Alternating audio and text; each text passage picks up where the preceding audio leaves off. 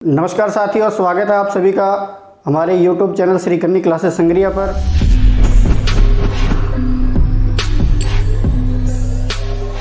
पिछली वीडियो में हमने बात की थी हिंदी भाषा के सामान्य परिचय की और हमने जाना था कि भाषा क्या है, भाषा के विविध रूपों के बारे में, और हमने बात की व्याकरण की कि व्याकरण में किस प्रकार से हम लोग जो है हिंदी भाषा का ज्ञान सीखते हैं। आज हम बात करते हैं वर्ण विचार की। तो चलिए दोस्तों शुरू करते हैं अपने वर्ण विचार।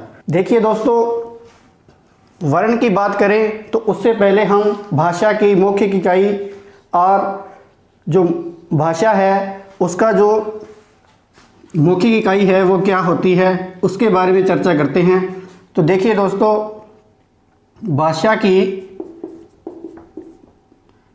की जो सबसे छोटी इकाई की बात करें, भाषा की सबसे छोटी इकाई की हम बात करें कि क्या होगी, तो भाषा की जो सबसे छोटी इकाई होती है वह होती है ध्वनि।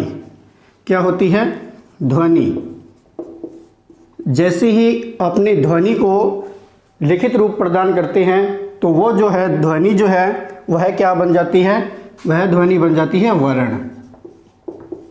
कैसे बनती है देखते हैं कि जैसे मैंने उच्चारण किया क, फिर मैंने उच्चारण किया च, फिर मैंने उच्चारण किया त, फिर मैंने उच्चारण किया प।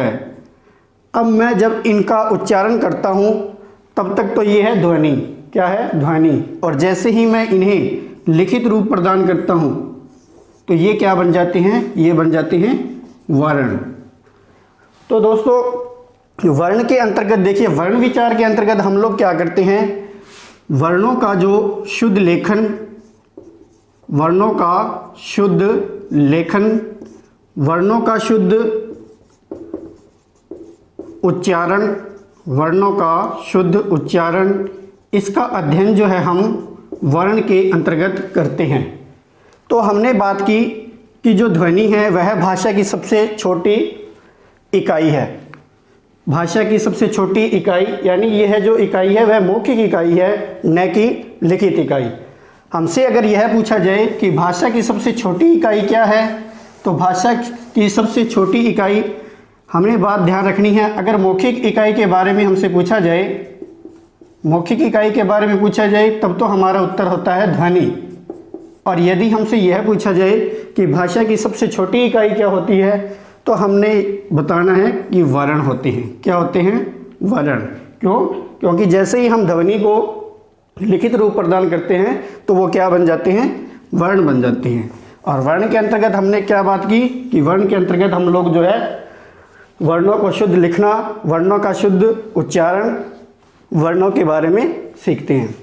अब हम बात करते हैं कि वर्ण कहते किसको हैं, वर्ण कहते किसको हैं। तो देखिए कि ध्वनि को लिखित रूप प्रदान करते हैं। लिखित रूप जब प्रदान किया जाता है तो वो क्या कहलाते हैं? वर्ण कहलाते हैं। वो क्या कहलाते हैं? वर्ण कहलाते हैं। और वर्ण जो है भाषा की खंडित इकाई है। भाषा की खंडित इकाई है। खंडित इकाई का अर्थ क्या होता है? खंडित इकाई का अर्थ होता है कि इनके टुकड़े नहीं किए जा सकते। जैसे देखिए, क्या मैं इस ए को तोड़ सकता हूँ? नहीं तोड़ सकता। तो इसलिए हम लोग क्या कहते हैं कि जो वर्ण होते हैं वह भाषा की सबसे जो खंडित इकाई होते हैं।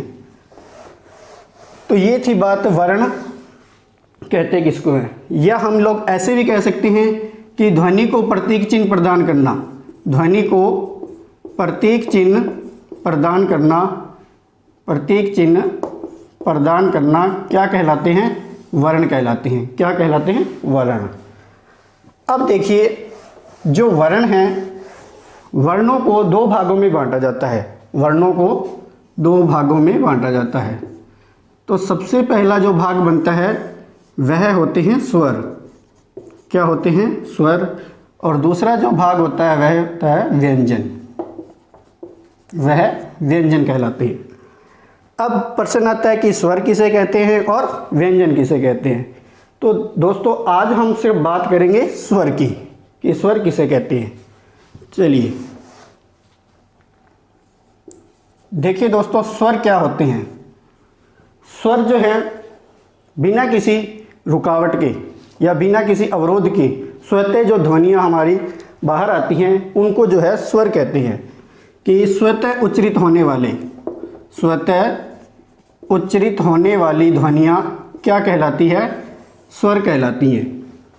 तो हमारे जो हिंदी में स्वरों की जो संख्या है, हमारी हिंदी में स्वरों की जो संख्या है वह कितनी है?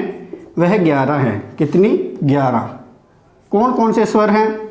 देखिए, ए, आ, ई, उ, री, ए, आई, ओ, औ। ये जो हमारे 11 स्वर हैं, स्वर कहते किसको हैं? कि बिना किसी रुकावट के जो ध्वनियाँ स्वतः बाहर आती हैं उन्हें हम स्वर कहते हैं। और हमारी हिंदी में स्वरों की संख्या कितनी है? 11 है। फिर देखिए दोस्तों, इसमें जो है स्वरों का वर्गीकरण किया जाता है जो कि हमारे लिए बहुत ही महत्वपूर्ण है। स्वरों का वर्गीकरण, परीक्षा की दृष्टि से स्वरों का जो वर्गीकरण है वो सबसे महत्वपूर्ण रहता है। तो इसको देखिए, स्वरों का जब वर्गीकरण करते हैं तो इन्हें 5 भागों में बांटा जाता है। कितने भागों में? 5 भागों में। तो सबसे पहले हम बात करते हैं समय के आधार पर। समय के आधार पर स्वरों का वर्गीकरण। देखिए, समय के आधार का अर्थ ये होता है कि कुछ स्वर ऐसे होते हैं जिनके उच्चारण में हमें कम समय लगता है और कुछ स्वर ऐसे होते हैं जिनके उच्चारण में हमें समय जो है ज़्यादा लगता है। तो इस आधार पर जो है हम बात करें तो इसे 3 भागों में बांटा जाता है। कितने भागों में? 3 भागों में। तो सबसे पहला हम भाग करते हैं मूल स्वर। मूल स्वर, इन्हें ही जो है हम लघु स्वर कहते हैं। लघु स्वर, इन्हें ही हम ह्रस्व स्वर कहते हैं। क्या कहते हैं? ह्रस्व स्वर। अब देखिए, होता क्या है कि इन स्वरों में जो है एक मात्रा का समय लगता है। कितनी मात्रा का? एक मात्रा का समय लगता है, इसलिए जो है इन्हें लघु स्वर कहा जाता है। और इन्हें ही जो है हम मूल स्वर कहते हैं और इन्हें ही हम ह्रस्व स्वर कहते हैं। इनकी जो संख्या है वह 4 है। कितनी? 4। हमें ये संख्या ध्यान में रखनी है कि मूल स्वर, लघु स्वर, ह्रस्व स्वर की जो संख्या होती है वह कितनी होती है? 4 होती है। और इनमें जो है एक मात्रा का समय लगता है। तो कौन कौन से होते हैं वे? देखिए, ए, ई, उ, री, ये जो हमारे मूल स्वर हैं, लघु स्वर हैं, ह्रस्व स्वर हैं। फिर हम बात करें नंबर 2 पे, तो नंबर 2 दीर्घ स्वर, या इन्हें हम कहते हैं संधि स्वर, या इन्हें हम कहते हैं संयुक्त स्वर। संयुक्त स्वर। अब ये क्या होते हैं? देखिए, दीर्घ का अर्थ होता है बड़ा। दीर्घ का अर्थ होता है बड़ा। इनमें क्या होता है कि 2 मात्राओं का समय लगता है। कितनी मात्राओं का? 2 मात्राओं का समय लगता है। मूल स्वर में 1 मात्रा का और दीर्घ स्वर में 2 मात्राओं का। फिर हम बात करें कि इन्हें ही हम संधि स्वर कहते हैं और इनको ही हम संयुक्त स्वर कहते हैं। क्यों कहते हैं? देखिए, जब दो स्वर आपस में मिलते हैं, जब नया स्वर बनता है तो इसलिए इन्हें क्या कहा जाता है? संधि स्वर कहा जाता है। तो इनमें देखिए कौन कौन से होते हैं। इनकी जो संख्या होती है वह 7 होती है। कितनी? 7। तो इसमें हम बात करें आ, ई, उ, ए, आई, ओ, औ। ये जो हमारे हैं 7 स्वर हैं। फिर देखिए, इन्हें संधि स्वर क्यों कहते हैं? क्योंकि देखिए, जो ए है वह ए प्लस ए से बनता है। ए प्लस ए से बनता है। जब दो स्वरों का आपस में मेल होता है और नया स्वर बनता है तो इसलिए इन्हें संधि स्वर कहा जाता है। तो हमने बात की मूल स्वर की और दीर्घ स्वर की। फिर देखिए दोस्तों, इसको जो है, जो हमारे दीर्घ स्वर हैं और संधि स्वर हैं, इन्हें भी दो भागों में बांटा गया है। दीर्घ स्वर को दो भागों में बांटा जाता है। कौन कौन से? पहले होते हैं सजातीय स्वर और दूसरे होते हैं विजातीय स्वर। अब प्रश्न फिर वही कि अब सजातीय क्या है और विजातीय स्वर क्या है। तो सजातीय की हम जब बात करते हैं तो इनमें क्या होता है कि जब एक जैसे स्वर आपस में मिलते हैं तो वो तो कहलाते हैं सजातीय, और जब अलग अलग स्वर आपस में मिलते हैं तो उन्हें कहते हैं हम विजातीय स्वर। तो देखते हैं कौन कौन से सजातीय होते हैं। तो सजातीय में आ, ई,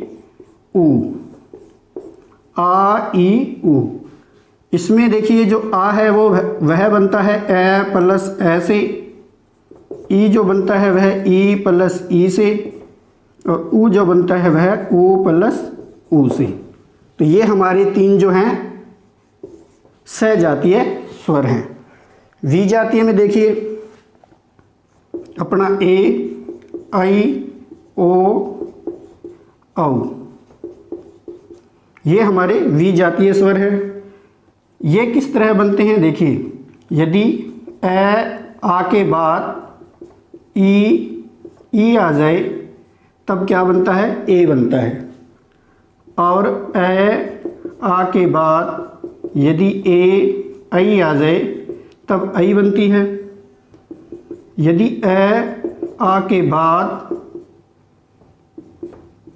ओ ऊ आ जाए तो ओ बनेगा, और यदि ए आ के बाद औ आ जाए तब औ बनता है।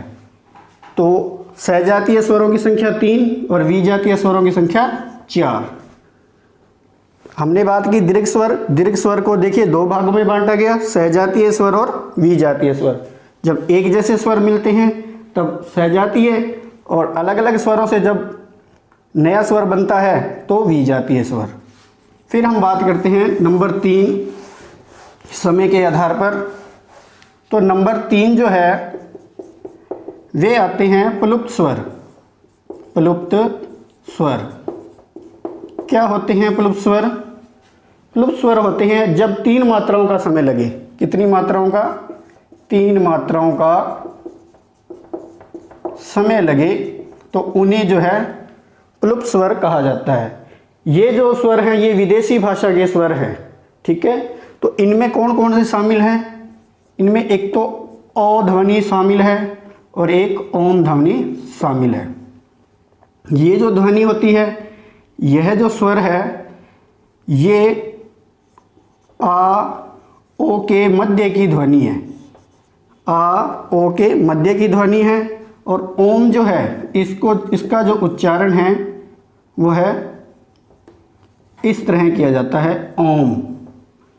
यह जो स्वर अपना अंग्रेजी भाषा का है, क्योंकि हमारी भाषा में अंग्रेजी शब्दों का भी समावेश है, इसलिए ये स्वर हमें मिलता है। और यह जो है संस्कृत भाषा का है। हम लोग जो है इसे भी जो है हम हिंदी में देखते हैं। क्यों? क्योंकि जो हमारी भाषा बनी है वो किससे बनी है? संस्कृत से बनी है। तो ये थे समय के आधार पर स्वरों का वर्गीकरण। पहले लघु स्वर या मूल स्वर, और दूसरे दीर्घ स्वर, संधि स्वर, संयुक्त स्वर। फिर हम बात करें आगे स्वरों के वर्गीकरण में, तो नंबर 2 आती है ओष्ठाकृति के आधार पर। ओष्ठाकृति के आधार पर स्वरों का वर्गीकरण। क्या अर्थ होता है ओष्ठ आकृति का? ओष्ठ आकृति का अर्थ होता है हमारे होठों की आकृति। कि कुछ स्वर ऐसे होते हैं जिनमें हमारे होठों की आकृति जो है वह गोल होती है, और कुछ स्वर ऐसे होते हैं जिनमें हमारे होठों की आकृति गोल नहीं होती। तो उस आधार पर जो है इसे दो भागों में बांटा जाता है। कितने भागों में? दो भागों में। सबसे पहले आते हैं वृत्ताकार स्वर। वृत्ताकार स्वर, वृत्ताकार का अर्थ होता है जब होठों की आकृति जो है गोल हो तो उन्हें कहते हैं वृत्ताकार स्वर। होठों की आकृति गोल हो तो उन्हें कहेंगे हम वृत्ताकार स्वर। कौन कौन से होते हैं? एक तो होता है आपका ऊ, ओ, औ। ये जो हमारे चार स्वर हैं ये वृत्ताकार स्वर कहलाते हैं। फिर नंबर 2 पर बात आती है अवृत्ताकार स्वर। अवृत्ताकार स्वर, अवृत्ताकार स्वर की बात करें तो जिसमें होठों की आकृति क्या हो? गोल न हो। होठों की आकृति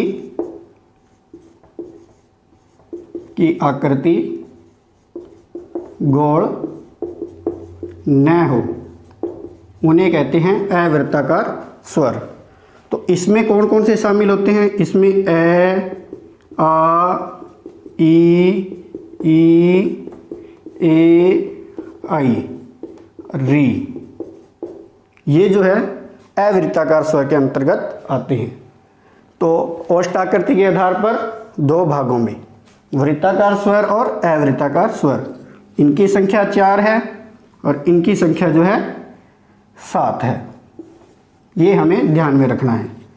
फिर नंबर 3 पर बात करते हैं अपने। नंबर 3 पर बात करते हैं जिह्वा के आधार पर। जिह्वा के आधार पर स्वरों का वर्गीकरण। स्वरों का वर्गीकरण। देखिए जीवा के आधार का अर्थ क्या हुआ कि जो जीव है हमारी कितना कंपन करती है।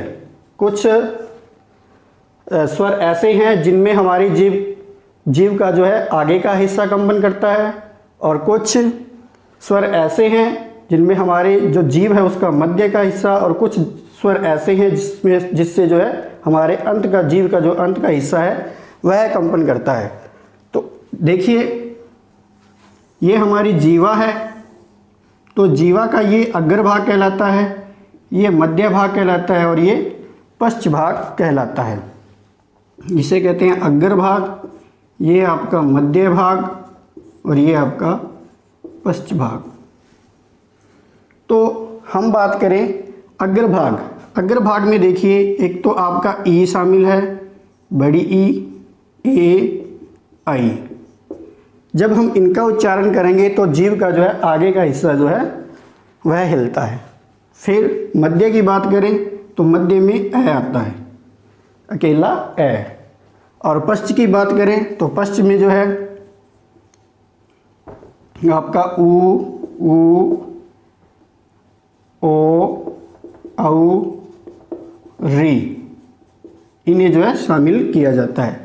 तो ये है जीवा के आधार पर स्वरों का वर्गीकरण। पहले अग्र, फिर मध्य और फिर पश्च।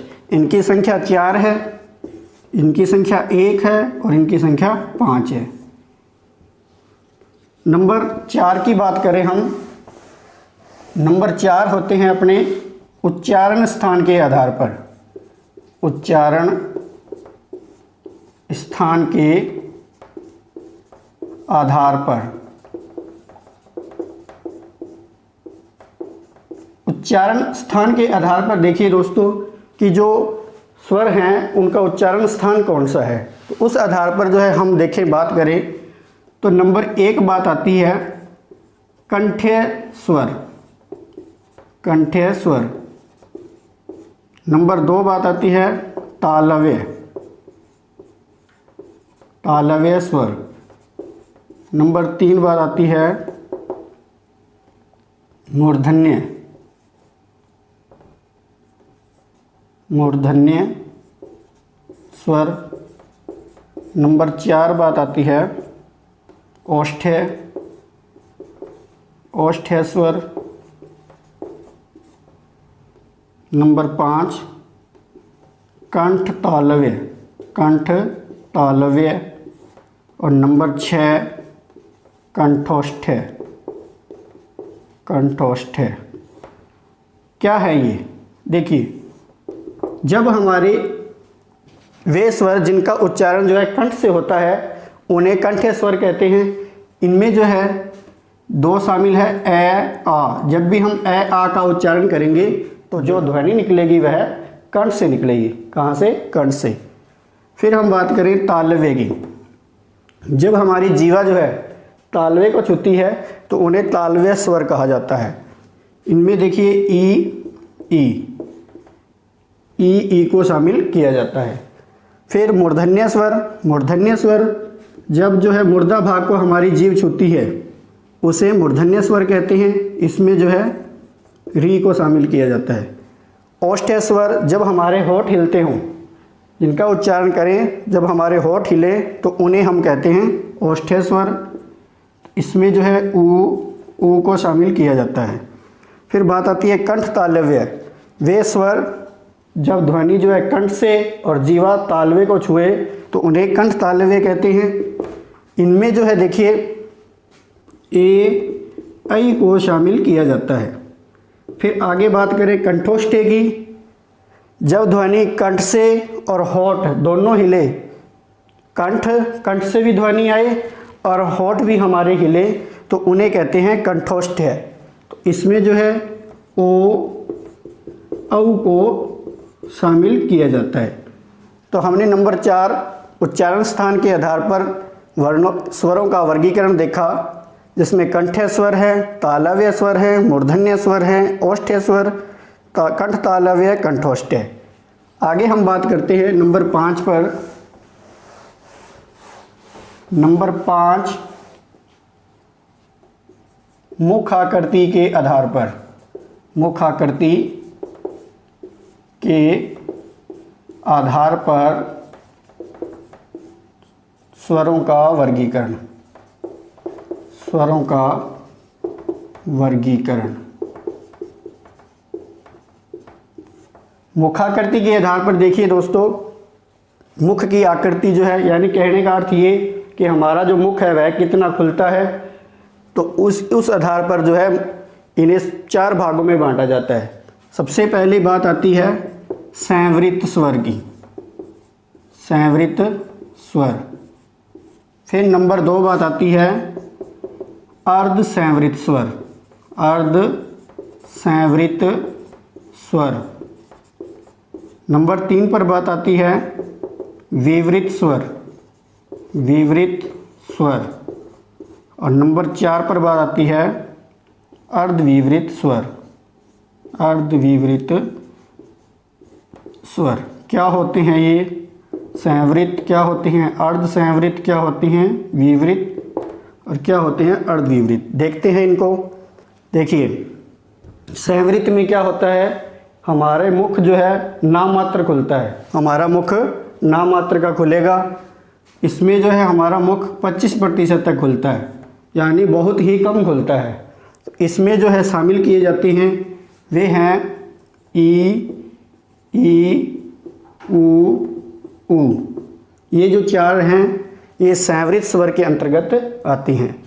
फिर अर्ध संवृत का अर्थ होता है कि जब हमारा मुख आधा खुले, यानी 50% तक खुलता है, तो उन्हें जो है अर्ध संवृत स्वर कहते हैं।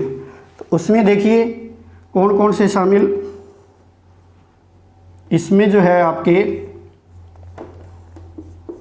ए ओ को शामिल किया जाता है, ए ओ को।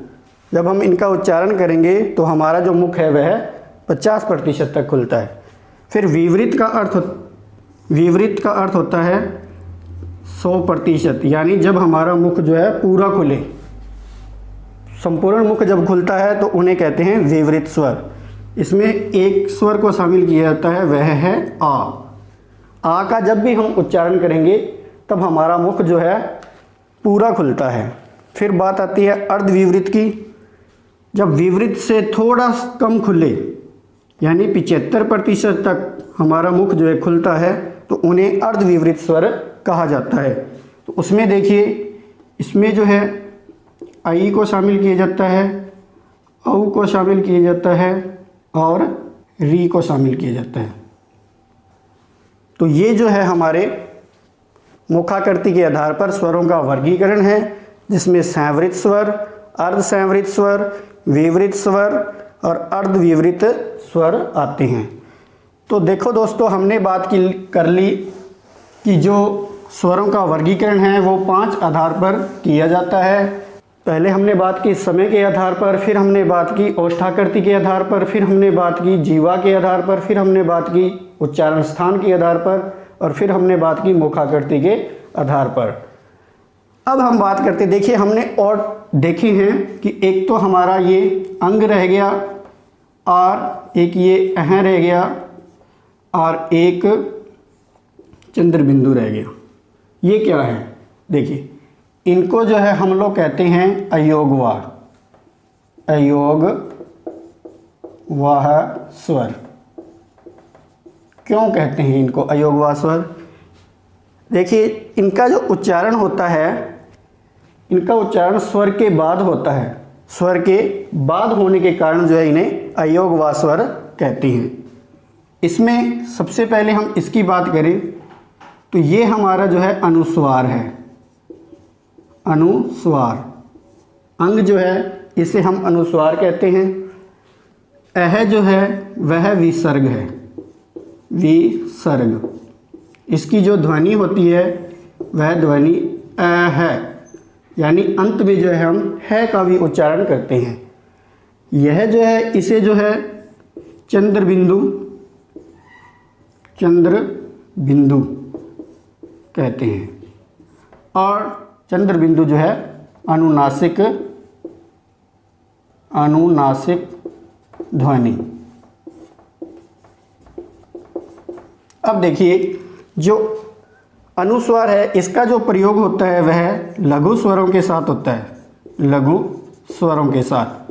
कैसे? जैसे हम शब्द लिखें जंग, तंग, रंग, तो यहाँ जो मात्रा है वह एक है, लघु स्वर है, जंग, तंग, रंग। तो यहाँ जो प्रयोग होगा वह अनुस्वार का होगा। चंद्र बिंदु का जो प्रयोग होता है, अनुनासिक ध्वनि का जो प्रयोग होता है वह होता है दीर्घ स्वरों के साथ। किसके साथ? दीर्घ स्वरों के साथ। इसमें देखिए जैसे ऊंट है, आँख है, सांप है, तो जब दीर्घ स्वर हो तो वहाँ चंद्र बिंदु का प्रयोग होता है। और बात करें अपने विसर्ग की तो ये जो है हमें संस्कृत शब्दों के साथ मिलते हैं। किनके साथ? संस्कृत शब्दों के साथ। कुछ हम देखेंगे उपसर्गों के साथ, संस्कृत के जो उपसर्ग हैं उनके साथ लगे होंगे। तो ये बात थी अनुस्वार की, विसर्ग की, चंद्र बिंदु की। तो दोस्तों आज हमने बात की वर्ण विचार की। वर्ण विचार के अंतर्गत हम लोग किस बात को सीखते हैं और उसके अंतर्गत हमने बात की वर्ण कहते किसको हैं, और हमने बात की स्वरों के वर्गीकरण की। तो दोस्तों आज के लिए इतना ही। जल्द मिलते हैं अगली वीडियो में। धन्यवाद।